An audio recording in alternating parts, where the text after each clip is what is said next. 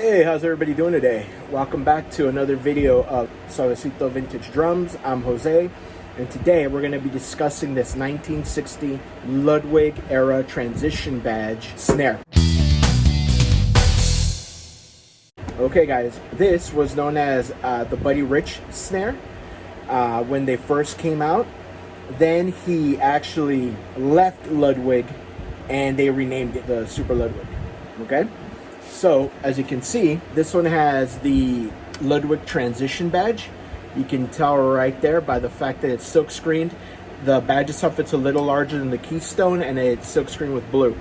So that right there will tell you that the drums from about, I've seen them labeled as early as 58 through 1960, but if you were going to take a test, I'd say 59 through 60. But like I said, I myself have seen some of these badges with the inside of the shell being stamped as early as 1958. This example is, as you can see, nickel over brass.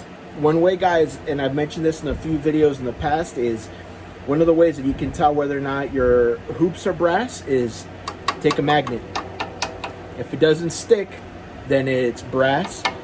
Okay, so these obviously don't stick. These also came with the bow tie lugs, once again nickel over brass.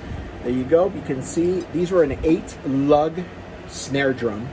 Okay, you got to remember the higher end snare drums from this era and earlier, the majority of the higher end snare drums had 8 lugs. Obviously there were some other snares that had 10, but for the majority of the higher end snare drums only had 8. I myself like the 8.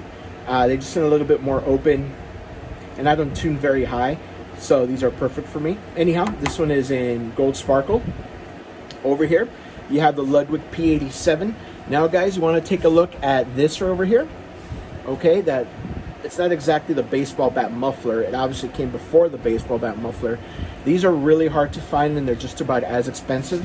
These, the body itself, the P87, isn't very hard to find, but normally they'll have the baseball bat arm instead of this one. This one I believe is 2, 4, 6. It's 6-sided. Okay, so that's how you know it's the earlier one. And these are, even though they're super cool, one of the things that makes them a little tough to own is if you look at the bottom of these, right? Anything with a P87, even though this is a 14-inch long strand of wires, it's actually longer, right? Because the shell is 14 inches, but in order for it to go from this end all the way to this end where it screws in, okay, it's got to be longer than 14 inches. So they are going to be a lot more sensitive than a regular strand set of wires. The only problem is they're really hard to find, and when you find them, they're super expensive. So these, I actually just stumbled upon these. I had this snare for a long time with just regular 14-inch wires, and like I said, I stumbled upon this one. The muffler, as you can see, it's a round muffler. Okay, if you look at the inside, the outside, it's going to have the smaller knob. I'd say this is about the size of a nickel. That's how you can tell that it is the 50s version of it. After this one, they switched over to the baseball bat, and that came out at about like 1960, 61, somewhere around there. But prior to that, you would see the smaller one. The larger knob, the one that's about the size of a quarter, that came out in 1975. So there's about 3 different sizes. There's this one, there's one that's a medium size, and the larger one. Like I said, the one that's about the size of a quarter is 1975. And so there you go. That's how you can kind of tell where you're at. If you want to make sure that the snare drum you're buying is complete and all original. Another thing you want to look for, guys, right, is going to be the snare gates. If you guys have seen me talk about the snare gates, that'd be these right here. I always tell you that the Ludwig ones have the rounded openings on the sides, but there's always a but with Ludwig, right? These came out in the 50s, and they had the square ones, but the bottom was kind of pushed down. Okay, you see that right there? So that's how you can tell it's an original Ludwig. So if the gates on your snare drum aren't rounded, but they have this over here, then they are original Ludwig. That's how you can tell. So both of these are original. In fact, I think the only thing that isn't original on this drum would be some of the tension rods. Obviously the lugs are original. The wrap is original. The hoops are original. P32 back here has a Ludwig stamp on it, so that's totally original. I replaced the screws because the screws are kind of all stripped out. So these are flatheads. These are Phillips head screws, so they are not original to the kit. These two holes were put in by somebody a very long time ago.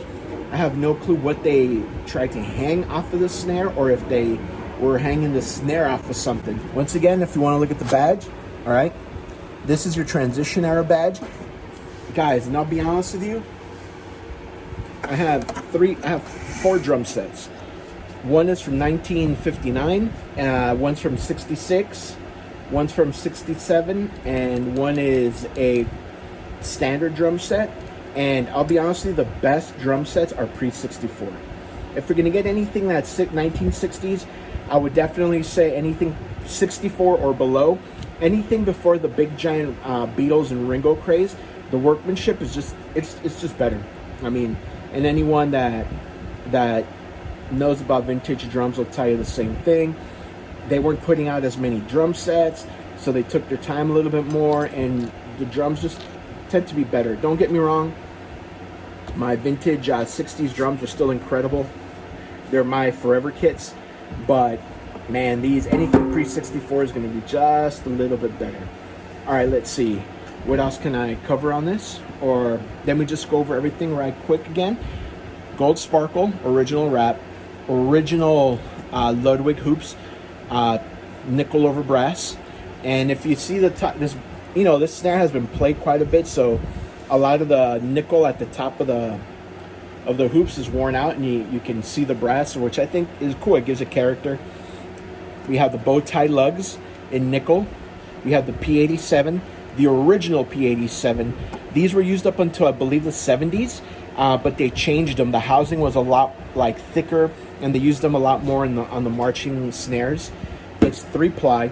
It's mahogany, poplar mahogany, with the maple re-rings, which is what all of these shells came with. That's about it, guys. Once again, thank you for joining us.